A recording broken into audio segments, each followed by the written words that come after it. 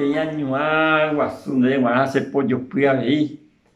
Ya sé que ya compartí con de ya ni está ya de la piscina, a ver si me llama ñaña mindumi, hoy de ya ni prointe hoy en día. Ya continúa ahora la capítulo 7 del Evangelio de Lucas. Ya retoma ya ahora en el orden de la historia o registra a Lucas.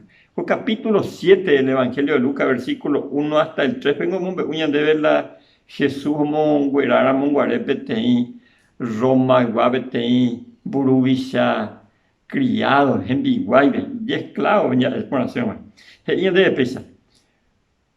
Oñe en bariré, o pavabepe, Jesús ojo Cafarnaúnte, Capernaúnte y carañe.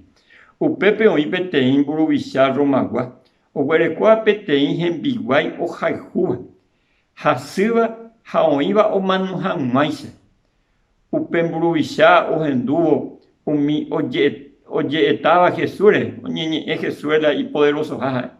Ahí o mondó umi judío cuera muy acajara a los ancianos de los judíos de Israel, umia pe mondó Jesús endave. O yerurebo Jesús pe jamás o pojano upe en biguaipe. Hay cuera jo Jesús endave, jaje y Jesús pe hiquai. Y poránico reipetimo pemburubishape. La dejó a ver con militar romano con hendula Jesús va y si te va hipocato. Jacuanga y por algo se lleva la mía y con tapizar. Al con vete siempre juvete se siervo hace cato. Hay jamás no bote y te me por algo me sube tiene oportunidad.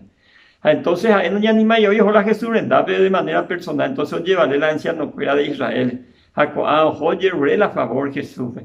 A Jesús con la invita a él nunca nos rechaza.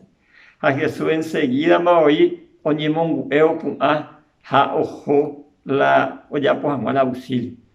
Pero a veces con Jesús no magia enseguida ya en este caso Jesús ni en duque pero ya mieta con él. Pero donde hacen se anguino lleva y mi debe.